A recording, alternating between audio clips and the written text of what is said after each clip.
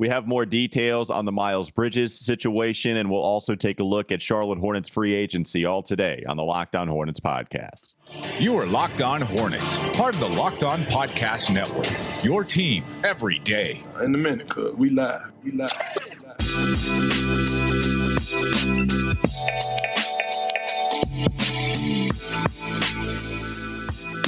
It's Locked On Hornets. We appreciate you joining us as you do every single weekday. We're part of the Locked On Podcast Network. It's your team every day. You can catch us anywhere you get your podcast. That includes YouTube, by the way. Have David Walker joining us to talk about the Charlotte Hornets, everything going on with them right now. And unfortunately, we continue to get some bad news, especially just what has been a pretty shameful situation where the details that continue to come out, it makes it even worse. We did get some news on the Miles Bridges situation that took place on Tuesday, where Miles actually turned himself in to be arrested for felony domestic violence. And so in case you don't know, we did a show already on this. We put that out yesterday, anywhere you get your podcast. So if you want to go check up on all of the details, just to do a quick refresher, he was arrested for suspicion of felony domestic violence. That was at 1:55 Pacific time. He turned himself in Wednesday for an incident that took place Tuesday. Law enforcement claimed the woman involved was in an argument with Bridges that turned physical.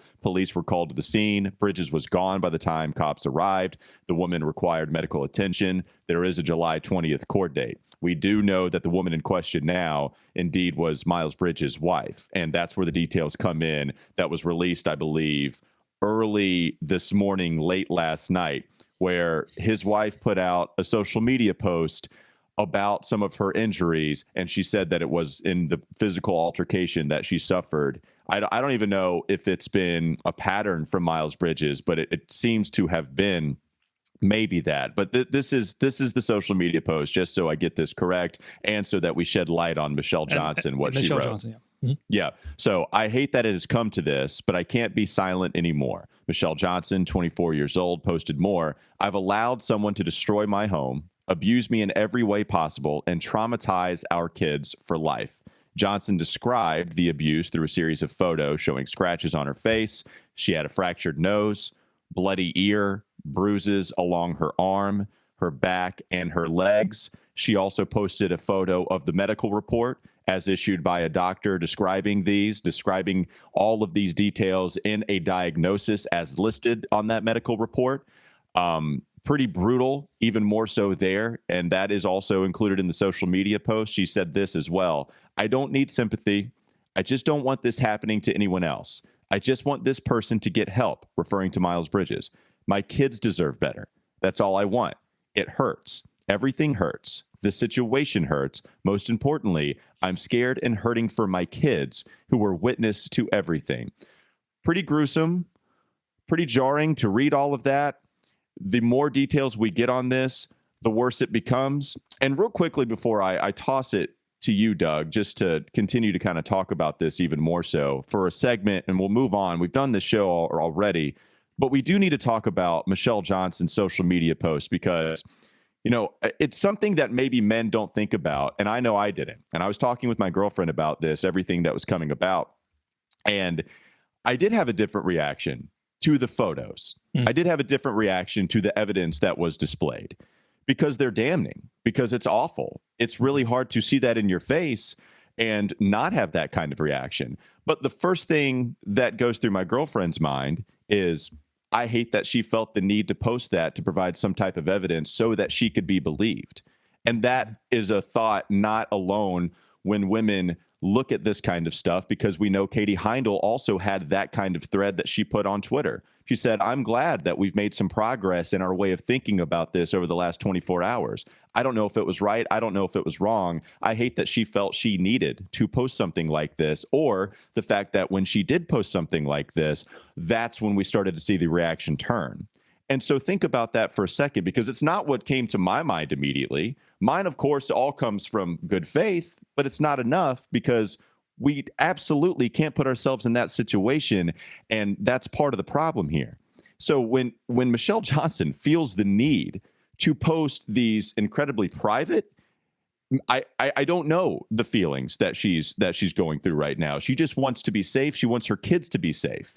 But when she feels the need to put this out there for the entire public eye to see, something incredibly private like that, it makes you feel even that more hopeful that this thing can be fixed going forward as far as the domestic violence problem in our country, and that you hope she can find as much peace as possible given the situation at hand that would cause a lot for anybody. Let me read Katie Heindel's Twitter thread, because I think it's really important. We're working on getting Katie to come on Monday and discuss this with us, because she's written some really important stuff on her Substack, which is called Basketball Feelings. I'll link some of those posts because I think they introduce some important perspective in this situation. But here's the thread on Twitter, at WTEVS on Twitter.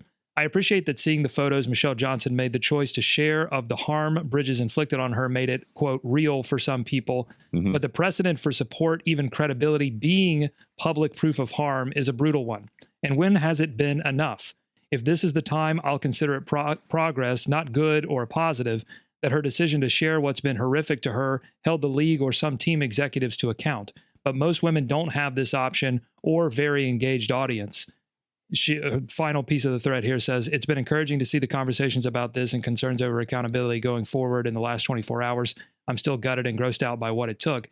I think that second piece, that, you know, most women don't have this option or very engaged audience, is really important perspective on this, because Michelle Johnson is someone of note on social media, and so she does have an audience that she can share this. Very important for people to understand that a lot of people don't have that option. This is gutting. This is horrific. Those pictures, if you can handle looking at those, then, you know, it's just very difficult. And we haven't even mentioned the video at the end of the post, which is of his child recounting that his father has choked his mother. I didn't see that, to be honest with you. It's the last piece. The last piece of the post is one of his children. And so, you know, the Hornets have released a short statement on this. I think they need to, that they're looking for more information. I think they need to look very quickly. I think they should take action on this as soon as possible, because this is not a great situation and looking worse by the day.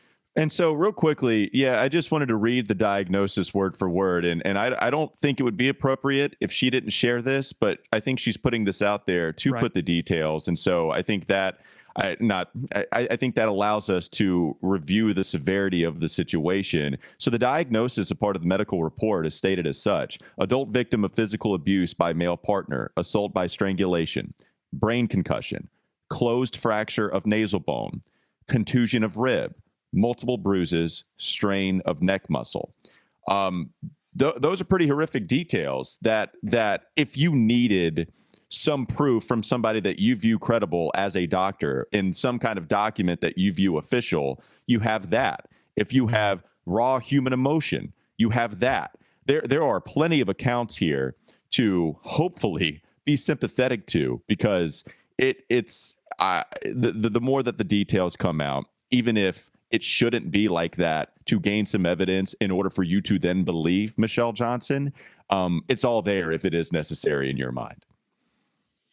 Yeah, I mean, you guys nailed it, and great job that you guys did yesterday too, kind of breaking down this whole thing. I encourage anyone that hasn't heard it yet to go back and listen to it. It unfortunately all, still applies, most of it today, even as new information comes out. And you're so right, Walker. It's just, that post, all of it is, it's damning and it's crushing, and it's hard to see. I mean, when you've got the medical report there, right, and the pictures, and then the video of his son recounting what he saw or what happened. What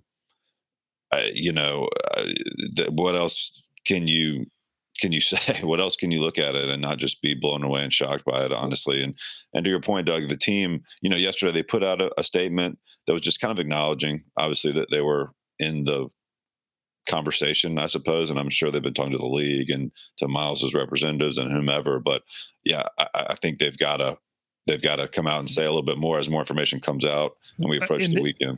Right, and this feels so fast. And this is Oh, this yeah. is the world we live in today. This is how information is shared, and this is how quickly information is shared. And organizations have to be flexible and adept and move as quickly as possible. They can't be flat-footed on these kinds of issues. And the fact is, there is a legal process that will probably take much longer. The legal process Right. is not like social media. It will take time to fully unfold. But the team and the league, the NBA, is under really no obligation to allow that legal process to fully take place if they feel like there is sufficient evidence to warrant action. And I think that those pictures and that video are pretty damn sufficient. And I don't think the team should be faulted if they rescinded the qualifying offer and moved on at this point. And I certainly wouldn't fault them. Look, there is no action that could be taken place by the Charlotte Hornets that would be too much. You can rescind the qualifying offer. You can waive him. If you are talking about some kind of punishment for what Miles Bridges would experience via the NBA contract world, there is nothing, in my opinion, the Charlotte Hornets can do that would be considered, well, now that's a little too overboard. Let's see how the details play out. If you want to waive him because you don't want to have any part of this in your organization, then warranted.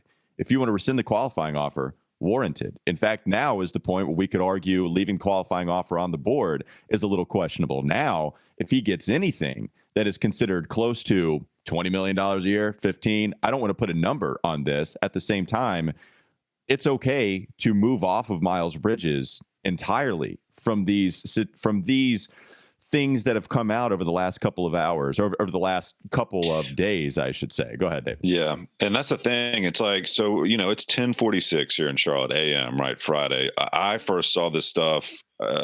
It kind of came out 24 hours after all the original reports and the original news came out. So, I mean, I guess if you're in the Charlotte Hornets office, this could really be coming in now, or it's all very new. I'm sure they're seeing it as we're seeing it. But to your point, Doug, stuff happens so fast, right? That I'd expect to hear something from them today. I don't know how you handle this, guys, because I'm sure on some level they want to, Miles needs to get help, right? And they're his NBA family. There's just so many levels to this, and I'll tell you, he should tell his agency Clutch Sports not to release videos of him working out on free agency day after all of this took place. That was the audacity of that video being released. I think knowing, right? I mean, I'm assuming they knew of some level. Oh my gosh. Yes. So right. If they don't, then that is malpractice from just not knowing everything regarding your client. And also, if it's bad either way. If they didn't, they should have known. If they did know, they shouldn't have released the video. That was pretty shocking to see, to be honest with you. I don't want to use that word just flippantly, but it was surprised. Like, what?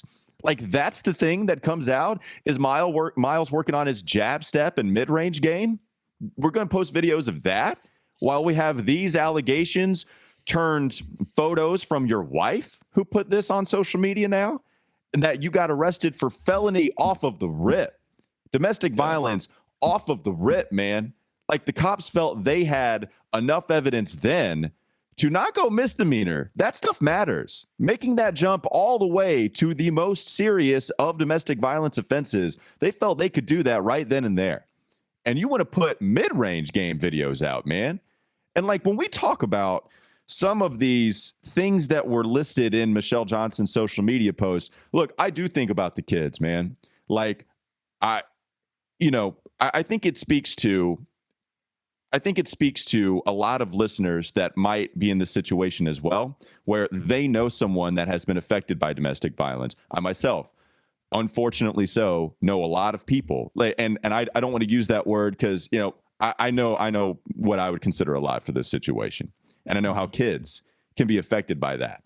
And I know that those kids are not going to forget it. And if they do forget it, then they are, I don't know what happens if they do. It might be in denial, but what happens is that those kids are going to be affected by that as long as they remember it. And it's going to be pretty hard to get that out of your mind as you grow up. And so when the kids witness that, with Miles exercising those actions in front of his children and them seeing it, it's hard for me to find sympathy. And that's something that I try to do in every situation. When we talk about Miles Bridges needing help, I do believe in some form of punishment needing to also be some form of rehabilitation. Mm-hmm. It's also hard for me to look at this and think, man, hopefully Miles gets help, because right now, all my sympathy is for Michelle Johnson, and all my sympathy is for those kids who I know's lives are never going to be the same, and not because of their doing. And it's really hard for me to swallow that, to be honest with you. Yep. We spent a lot of time. We spent a lot of time on this. It's important. It's more important than basketball. If those images did wake you up, I would further press you to think about the stuff you're not seeing that goes on: the anxiety, the depression, the vulnerability, the violation, the losing of the sense of self that occurs due to partner violence. This stuff is real. This stuff is important. It's devastating, and honestly, it can't get enough attention. Yeah. Okay. Well, it's about as awkward as it gets, and it's really unfortunate because of this Miles Bridges situation that's taken place. And to refer to it as a situation probably is a cop-out. Let's call it what it is. It's domestic violence of the felony offense, and that's what the accusations are right now. And that is what we are dealing with as far as what we have to talk about. And now, as we move on, it's going to be weird, but also free agency is happening as we speak. In fact, it took place at 6 p.m. just last night, where the Charlotte Hornets have to make some of these decisions. And we are going to talk about how this affects the team. We are going to talk about as well exactly taken place, or it being the Charlotte Hornets, what haven't taken place, what has not taken place as of yet. I do want to remind you that Arcade 1UP is a proud sponsor of this show. They're a proud partner of this show, and we really appreciate it. They have big news. They do have NBA Jam. It's back. Arcade 1UP is the leader in at-home retro arcade games. It's not only bringing the best game ever back, but they've made it bigger and better than ever with a NBA Jam Shaq edition. We're not going to call it the Sham Edition because that probably is not a tagline they want to associate with their business. It's not Boom, some player. Shamalama. It's not a player hater comp. No, this is the Shaq Edition, and I apologize to Arcade 1UP. The Shams Charania Edition would that would be great. Charania. What did I just do there? Yeah, okay, we're both failing miserably. Yeah. At least I'm not on camera. This is a sham read. This is not a sham product. It's a Shaq Edition product, and hopefully you can move past my flaws in reading all of this. You can jump clear across the court, set the ball on fire. It's one of the first sports games ever to feature a real and digitized NBA licensed team. No fouls, no free throws, no quarters required. Compete with friends and family through all new Wi-Fi leaderboards, making you more connected than ever. You can pre-order now from arcade1up.com. That's arcade1up.com for an estimated early September ship date. Arcade 1UP is the place for fun. They've got even more classics like Golden Tee, Mortal Kombat, many others starting at just $399. You can check this out. They're giving away NBA Jam Shaq Edition to a Locked On listener too. So enter for a chance to win a game console for your man cave at arcade1up.com/lockedon. That's arcade1up.com/lockedon. You've got till July 8th to enter to win NBA Jam Shaq Edition console. Don't miss out. Enter today. Who are you going to play with? We'll talk about the Charlotte Hornets, their role in free agency, coming up next on the Locked On Hornets podcast.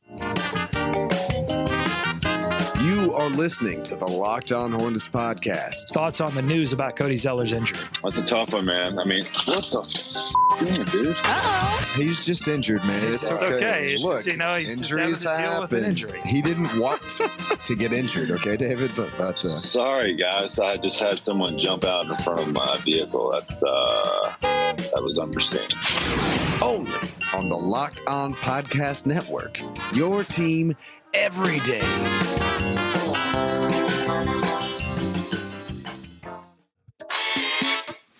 Okay, so the Charlotte Hornets are amidst free agency. We appreciate you dealing with us during that very awkward transition and a flawed read. I apologize to arcade1up.com. It is a proud partner. I apologize that I did not express that well enough. I'm human, man. I can only handle that with so much professionalism and grace. But let's talk about the Charlotte Hornets free agency period, because, the Miles Bridges stuff absolutely impacts how the Hornets can operate. Doug, one guy we haven't talked about a whole lot is Cody Martin, who is also somebody that had the qualifying offer picked up. I wonder what Cody Martin's future is with this team and what the market is for him right now, because he is still a free agent as it currently stands.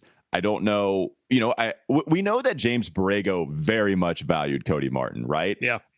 He seems like a Steve Clifford guy. Yeah. This is somebody that Mitch Kupchak took in the second round when a lot of people, including myself, thought that was a reach, even at like 35. And he's turned out to be a real NBA player who's going to make a second contract, which is really impressive. And congratulations to him, because, he's been fun to talk to. He's been a hard worker. He's really been an awesome guy within this organization. What does that all equal to him possibly being a Charlotte Hornet? What's your take on the Cody Martin situation, Doug? Well, I'm surprised he honestly didn't get any kind of offer on day one. I thought he would certainly be one of the names, one of these smaller names that would come up within the process, but he didn't. So maybe that's an encouraging sign, but I still expect him to get some kind of offer that the Hornets will have to decide whether to match or not. Just to note sort of his improvement offensively, because we talk a lot about his defense, and to be fair, he is one of the better defenders on a team that doesn't have many defenders. But according to Cleaning the Glass, his points per shot attempt went from 103.4 2 seasons ago. And that would be in the 25th percentile of wings in the NBA. It went from 103.4 to 116.9, putting him in the 72nd percentile among NBA wings. And a lot of that was just three-point shooting. Yeah, not a lot of usage. People will point that out. They'll say, well, he didn't get a lot of shots. Okay. But there was a moment in time last season where the Hornets were missing multiple starters due to COVID, and they called on Cody Martin, and he proved that put the ball in his hands, and he can be a big scorer. So I just loved what Cody Martin gave the team, and I think they should find whatever means they have to dig up to keep Cody Martin for next season. What do you think, David? Yeah, I mean, his play was a big reason. One of the reasons I'd say that James Bouknight didn't get a lot of time on the floor as well, right? I mean, especially on the offensive end. I mean, I think that was the big surprise for that group last year, his ability to put the ball in the basket, to your point. I don't know. I mean, guys, when we start to talk about this stuff, everything is just on hold so much right now. But I think he was probably second in line as far as their priorities. If you rewind, time going back 2 days before all this mess went down, it was probably figure out Miles and then figure out Cody. It was probably their top two priorities, and which makes sense because your point, Walker, he's going to get attention. He's going to get some looks from suitors from other teams. I think both of Martins will. I was saying earlier today, I saw the Wolves might want to bring them both on, and who wouldn't love that again, of course. Twinning. Yeah. So they've got some stuff to figure out, and I think on a team that's how many more moves are they going to make? Where are they going to find defense from if it's not from Cody Martin at this point? Well, and also you mentioned the points per shot attempt. The 3-point shot is going to help you a lot. I know that dipped quite a bit in the second half of the season. But if that can be the average, if his efficiency last year can translate, if he can prove this is not some outlier, I worked on it, this is real, even if it's not, 45% for the first half, because it was ridiculous in the first half of the season. Can we get to 40 and then, can we get to like 35 in the second half, whatever, vice versa? That matters. But also, Cody Martin's an awesome cutter on offense. What I love is having LaMelo Ball with the basketball in his hands at the top of the key, drive, have Jalen McDaniels or Cody Martin on either side of the court, dive in at the exact right time. LaMelo hit him because of how instinctive he is, and then they just hit you with the flush or at least a layup. Both of those guys are really good cutters, and working with LaMelo, I think that matters, especially with the three-point shot. So yeah, I'd like to have Cody Martin back if it's possible. I don't think I'm going to be crazy disappointed if he leaves, depending on the kind of contract that might be handed out to him. But really cool success story, and I like keeping the success stories in which you drafted here in this city. That would be pretty cool to see. Yeah, that's fine. Let me zoom out for a little bit. Let's just put it out on the table. The Hornets did nothing yesterday on the day that everyone, and now Walker's disappeared. We got to get him back there. Walker's back. Perfect. The Hornets did nothing yesterday. On a day where everybody was looking, a lot of fans pay attention to that day for teams to do something, and they did nothing. This is a common occurrence. If you've been a Hornets fan for a while, you understand that sort of it kind of goes with the territory. But let's zoom out a little bit. Let's go back to the beginning of last season when they had holes at the center position. We knew they weren't going to be able to defend the interior. They couldn't defend the wing either. They have perimeter defensive issues all over the place. Then a new issue cropped up. They couldn't finish at the rim. So mid-season, they make a move to bring in Montrezl Harrell and Isaiah Thomas to give them a little bit more of offensive firepower to overcome the defensive issues, to get a little bit more physicality inside and finish around the rim. Okay, off-season, both Montrezl Harrell and Isaiah Thomas are gone. They've got to do some serious replacing. If the intention is to get better, if the intention is to put a team around LaMelo Ball that could even sniff the playoffs, to get that process started, to get a competitive team around LaMelo Ball to keep him for years to come, then we've just gone through a day where they didn't do anything to make that happen.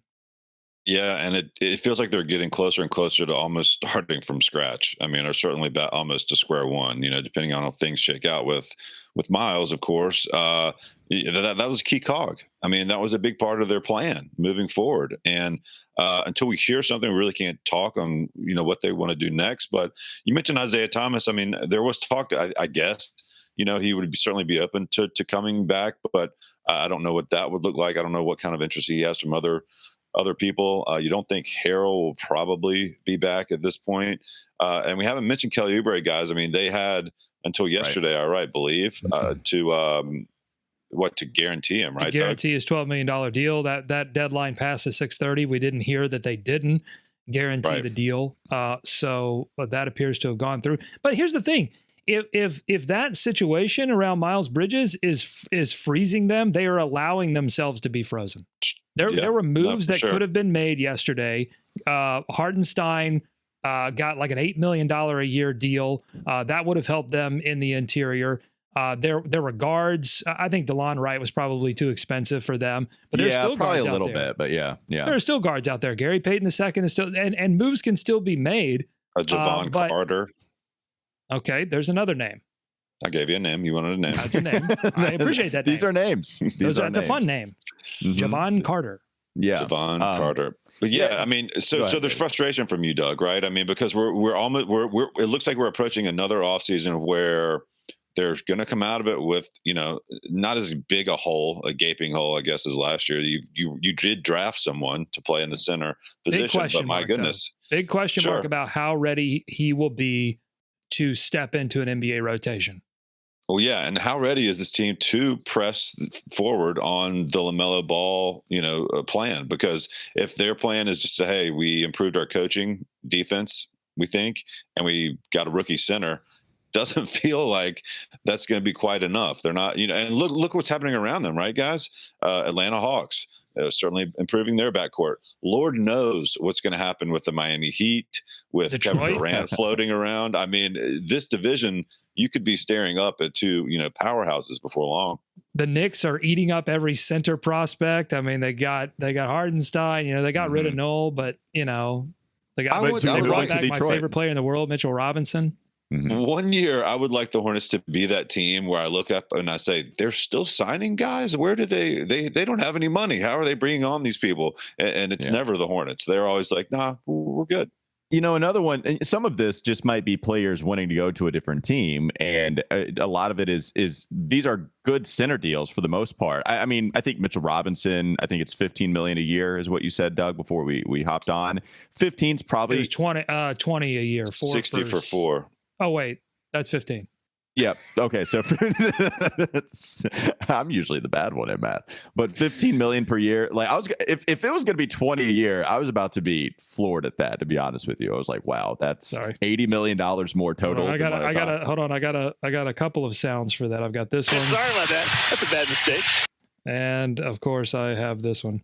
I messed up. Of course, you got to bring that one on. Yeah. So yeah, that you're talking about like 20 more total. I guess you were going like 4 years, 80 million total. I don't know what I was doing. Anyways, Nick Claxton, 2 years, 10 million a pop, 20 years or 20 million total. I mean, that's the mid-level exception. Yeah, but you don't have much. that. That's the thing to kind of illuminate this and bring some context here. The Hornets don't have the full mid-level exception because they're not technically over the cap until they, let's rewind the tape before all of this stuff happened. They were waiting to sign Miles Bridges to something that then would put them over the cap and allow them to have some exception money to throw around. But now if they sign anyone, it's going to be into cap room. Yeah. Right. And so that's the order of this matters. And so when you not only do the players matter, but some of the order of this actually kind of matters. Which is why when we say the situation is freezing them, that's what we mean. But Nick Claxton would have been because there were rumors that the Nets were not going to offer him the amount of money. Like I think it was the mid-level exception they were going to give him, but Kevin Durant seeks a trade. Shocker there. And then Kyrie Irving now is going to go to the Lakers. I think we've seen this from not a shocker anymore. I can't be shocked. It's not. I can't be shocked anymore when a superstar decides to go somewhere. True. I just can't be shocked. No, and that was semi-sarcastic. Yes, shocker there that Kevin Durant decides to move from the Nets after the whole Kyrie debacle. If you're gonna do a sarcastic shocker, it has to be shocker. You got to go a little bigger, so nobody I know can do for that. sure. You just gave me an impossible goal to reach. I'm not going to be able to. Shocker. I can't do. And that. I guess that could be freezing some folks too, right? It shouldn't be. It shouldn't be freezing the Hornets. The Kevin Durant situation probably shouldn't be freezing the Hornets. Although LaMelo, along with every other young star in the NBA, posted a picture of him and Kevin Durant on the same court. So with eyeball emojis, guys, emojis. Big time eyeball emoji energy. That should not be freezing the Charlotte Hornets, the Kevin Durant situation. If anything, right, they should maybe be trying to maneuver while all these other teams are trying to figure out how they're going to make room for Kevin Durant and maybe Kyrie Irving. Who the hell knows? Yeah. That's it. Kevin Durant, let's bring him back. I know Doug tried to take credit for that because of a question he suggested to me. Yeah, no, he did. He did take credit for it. That you're right. There is no try. There's only do. Yoda is over you right now telling you you did take credit for that. I asked you to ask Clifford about working with past superstars and how that experience can help him engage young players on this team, including LaMelo Ball, who seems destined to be a superstar. You then asked that question. Thank you very much. Then Clifford mentioned that he was a consultant with Brooklyn last season and that working with Kevin Durant showed him, that superstars do things the right way. They love to be coached. They work really hard, all of these things, and that he can share that experience. But he gushed about Kevin Durant, and then Will Kunkel. I love Will Kunkel, but I feel like he tried to take my stuff. So I'm watching you, Kunkel. I got my he tried to take my quote. That was my question that was asked by Walker Mail. And Kunkel, I'm watching you, buddy. I got eyes on you, Kunkel. It was a Locked On Hornets question. Yeah, right. You should have gotten some credit for it. But to your point, I should have gotten a championship. I should get a championship ring if Kevin Durant is traded to the Charlotte Hornets and they win a championship. I should get a championship ring. Doug is out of control right now. Well, Kevin Durant liked that post. That's right. Thank you. That's the end of the story. That's where you were going, right? That's the important context at the end of the story. He liked Will Kunkel's post of a quote that he stole from a Locked On Hornets. I'm watching you, Kunkel. Eyes on you, Kunkel. Vis-a-vis KD liked Doug. I think that's where we're going. I'd like to grab control of this conversation as much as possible because it's completely all over the place. If I can grab control of this, the first part, I was going to go into that. I was going to say the entire situation that took place. And then Doug said, well, hold on, let's get the details on this right. Before I could get the details on that right, he decided to enter and interrupt. To make sure. Yeah. And getting the details, it was not that he asked, me to ask that question in the press conference. He did so, and then I said, "Are you going to be mad?" He's like, "Yeah, I'm going to be mad if you don't ask that question." It's a good question. Because I think it's a really good question. Ask him. So I was like, "All right, fine," because I want to keep the peace with the podcast. I asked the question and put it out there. Kevin Durant liked it. Then Doug puts it out on Twitter that he gave me that question to ask, and then wants a championship ring if Kevin Durant joins the Hornets and Charlotte ends up holding the LOB. Well, listen, the Hornets have stolen many things from me. I'll just say that. Like I put stuff on this show all the time. I do. I put stuff on this show all the time. A Miracle After Midnight. Every time you hear that, Kunkel is like you're throwing darts at him now. Well, I got eyes on Hornets. Hornets media team. I got eyes on you. I got eyes on Kunkel. You owe me. I need royalties on this. I need a check. He owe you? I need a check for a couple of dollars. Royalty check. Kunkel. I'm sending you my address. Oh, goodness. Yeah. I'm sorry, Will. Please don't hold that against me when I appear on CSL. All right. Coming up next on the Locked On Hornets podcast. Oh, wait. I have the graphic. Hold on. There we go. Yeah. The show is, we are running smoothly here on Locked On Hornets. There is somebody that has been rumored to the Charlotte Hornets that maybe surprisingly, unsurprisingly, possibly as well, has fans excited. We're going to talk about that player in just one moment coming up next on the Locked On Hornets podcast. BetOnline.net is your number one source for all your betting needs and sports info. Find all the latest sports developments, league reviews, and news, including this year's NHL playoffs that just concluded. So let's just focus on Major League Baseball's regular season. BetOnline is your continued source for all your sport wagering information, including live betting, esports, and scores. And BetOnline.net remains the best spot for all your sports scores, podcasts, and news this season. BetOnline.net is the fastest and the easiest way to check in on all of your favorite sports and events, including MMA, boxing, and golf. Head to the website today or use your mobile device to learn more about the trends and the action. Bet-online, where the game starts. Who's that player the Hornets could sign? We'll talk about that coming up next in the last segment. This is Locked On Hornets. And would I have liked to see a few more shards? No, I would not have. Only on the Locked On Podcast Network. Your team every day.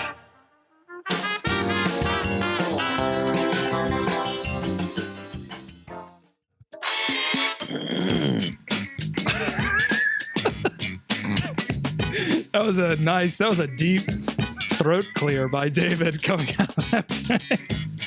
Gotta get ready, guys. What was that? What was coming? What were you clearing out there?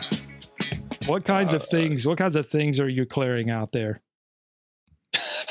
Yeah, let's get the details on that real quickly. What kind of things? Or was it pizza? How do you even joke was about it a that? little whiskey? Yeah, had some whiskey pizza last night. Had some pizza. May have. Yeah, maybe so. That's all right. It's all coffee and water now. Okay, good. Pizza and whiskey. All right. I'm not finished calling people out. I got to call. I know you're not. This is serious. I'm not joking around. I have a serious question. Where was Woj and Shams on this Bridges story? Well, where's anyone? Where's anyone? I've not heard. I mean, granted, it's the first day of free agency, but there hasn't been I didn't see any mention of it underneath, except for a crawl, really. Yeah, there was I mean, several local outlets now, and ESPN jumped on it with some writing on websites and mentions on television, I'm sure. But other than the TMZ report when it first came out, I didn't see a Woj tweet about this. He retweeted, I think, the Charlotte Hornets statement. I didn't see Shams on top of this. This seemed like a pretty giant story on the eve of free agency, and they were nowhere to be found. I just really want to make clear that I believe that we've learned over the past couple of years that Schefter and Woj and Shams and many of these other folks who do this are not newsbreakers. They don't break news. They market information. They are information marketers. And I think this, because you have to ask yourself when this kind of stuff happens, if there's no one that benefits from it in their universe, then the only way it would make sense for them to communicate about it, because These people are in that. They know everything. They're in touch with everyone. This information would not have been hard for them to confirm. I believe Shams confirmed Kobe Bryant's death off the TMZ report. But if it doesn't benefit them to report something, if it only benefits the public to know something, then and they don't say anything about it, then I think that tells you everything you need to know. I'm just saying, let's understand what they are and what they aren't. They're not newsbreakers.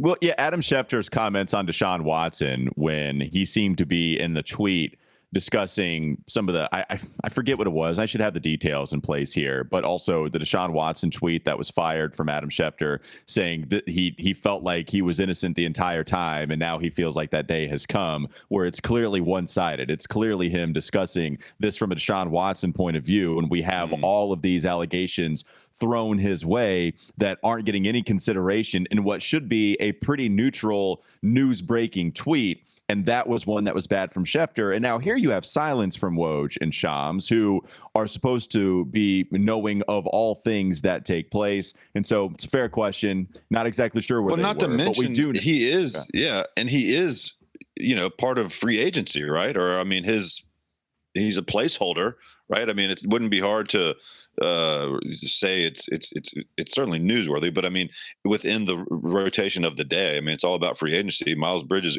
is a potential piece, or was, in free agency. So yeah, the silence was a little weird. I'm not even really critiquing the fact that they didn't do it, that they didn't tweet anything about it. What you want to make sure people understand what it is trying to clarify what they are. Essentially, they're not journalists.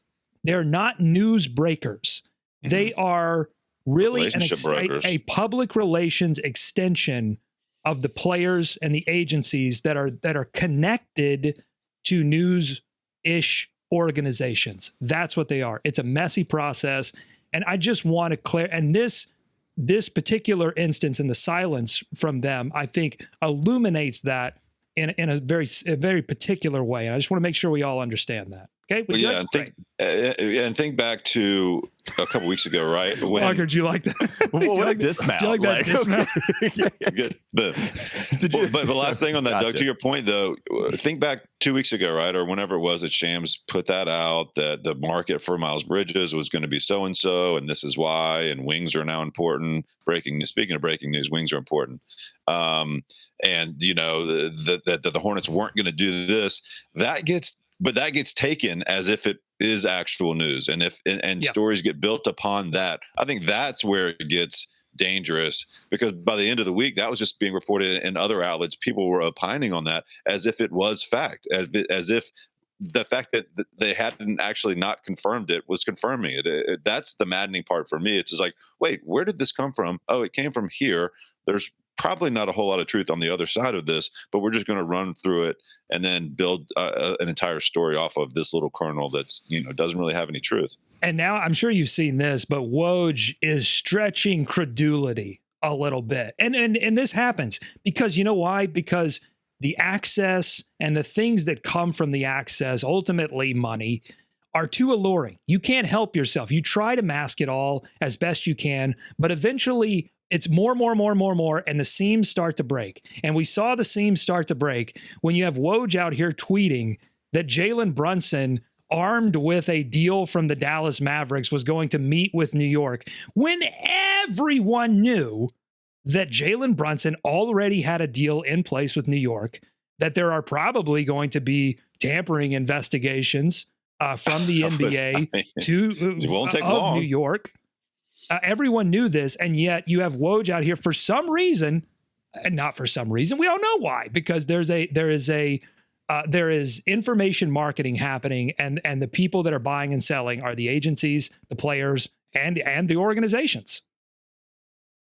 Yeah, Weird. It's all it's pretty clearly in Woj's and Shams' best interest when they talk about players making deals and then they give you the sentence describing how that player is, and it's always positive, right? There's no neutrality there. It's all about, and he has been a force on the defensive end last year, just something with no basis, but they're trying to sell it to a public taking in that information. And of course, that only benefits the player and the agent, which oftentimes is the source, even though I know there's some kind of speculation that a lot of team execs make up the sources for Woj and maybe a lot of the agents make up the sources for Shams. I have no clue what the breakdown is. We just know that there clearly is something to gain from both Woj and Shams to spin it in a positive light, whatever it may be, whether that be leaving information out completely regarding Miles Bridges or whether it be trying to convince you that Mason Plumlee is a force on the defensive end. Either of those things could take place, and it's going to try to be a positive spin. Can I say one last thing on this? The reason why this is important is because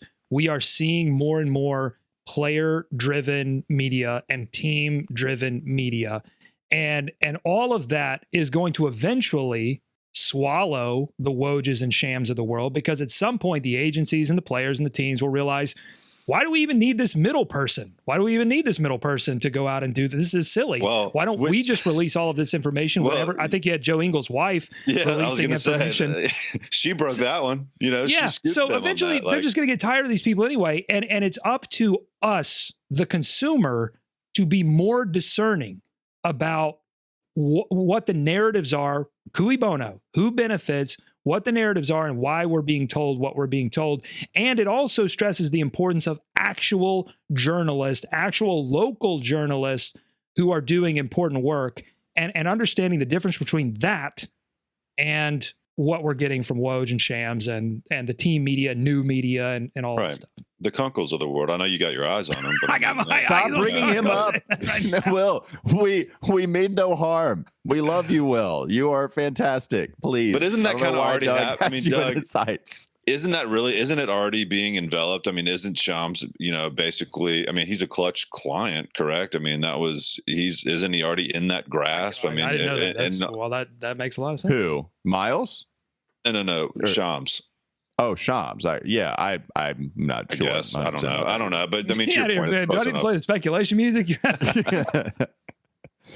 Okay. Do you want to end with the tease that I ended the last segment with? Do we want to talk about a player that's still available? All right. Yeah. Let's go ahead and what a show. All right. Gary Payton II. He's the guy that we were suggesting could be there. We talked about it yesterday in a little bonus episode that we put on YouTube. Also, I don't know if it's uploaded via podcast, but you can check it out on YouTube.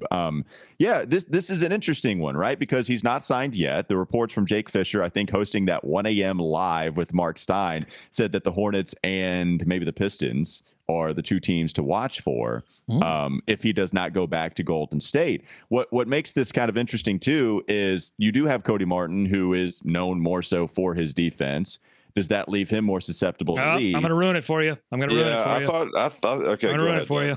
Oh, really? We have some multi-year deal with Portland Trailblazers. Oh, Gary Payton. Okay. Yeah. Well, there you go. $28 million.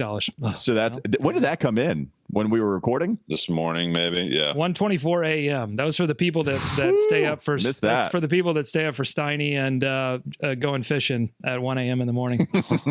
Missed that completely. Yikes. Okay, so Gary Payton gone. There's just another guy name, though.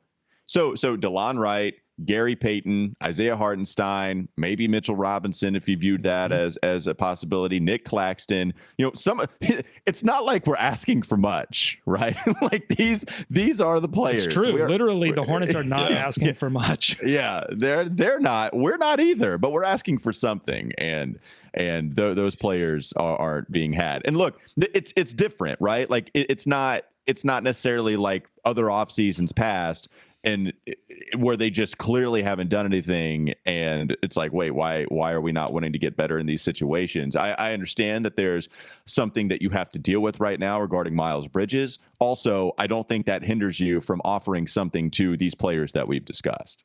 I'll give you a name that's still out there. Don't do it. No, don't do it.